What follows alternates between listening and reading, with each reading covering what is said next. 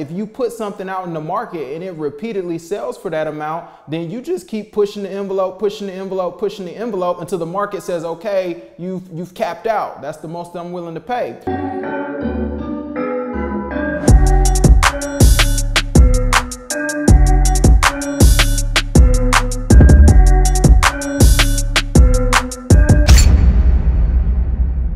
Hey, what's good, y'all? It's Kenneth Stevens back with another episode of Grind Life. And today what I want to talk to you all about is how to appropriately value your product or service and how to appropriately price it. So like one thing that happened to me this week that kind of made this thing pop in my mind is, you know, I run a professional services firm and we charge a certain retainer fee, you know, in order for us to represent companies. I hit a company with what our fee was after meeting with them, you know, kind of showing them that we were knowledgeable, that we knew what we were talking about.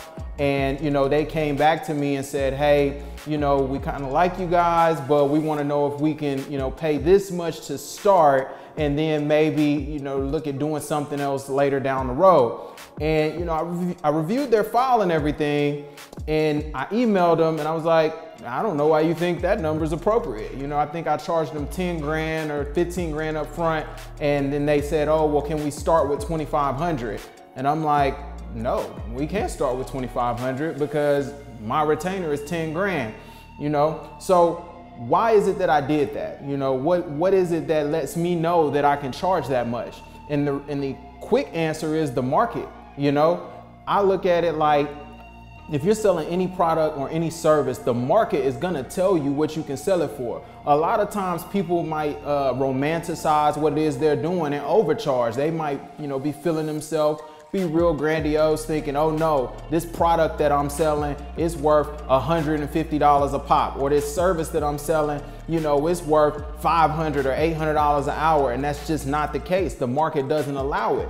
But if you put something out in the market and it repeatedly sells for that amount, then you just keep pushing the envelope, pushing the envelope, pushing the envelope until the market says, okay, you've capped out. That's the most I'm willing to pay. So in my situation, I've thrown out 10 grand retainers or 20 grand retainers and nobody's blinked. So that lets me know that the market is in favor of what I'm selling at the price that I'm selling it at. And then the other person is the person that has an issue. So what is the takeaway? You know, what you have to look at is you got to know your worth. You got to know your value.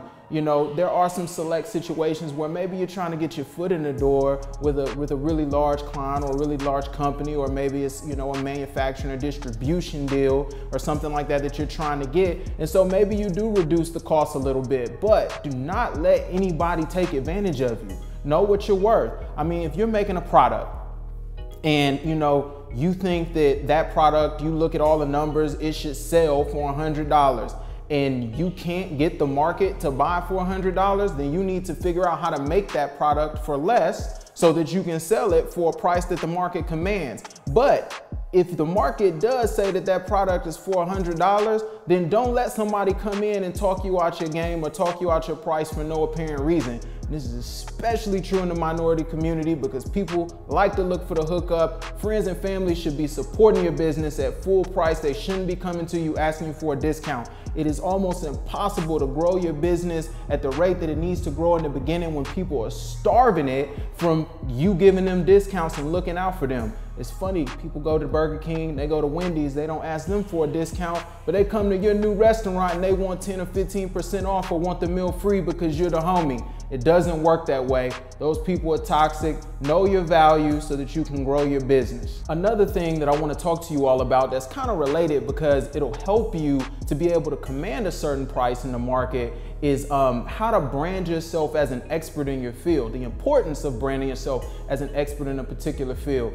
This is the same whether or not it's products or services. If it's products, you may not necessarily be focused on being an expert in that product, but you want to, you know, brand your product as a top of the line product, or you want to, you know, brand your product as, I guess, you know, the go-to product to solve whatever problem is solving. So one way to do this that I really harp on and really preach is by producing content surrounding whatever it is that you do and giving that content away for free.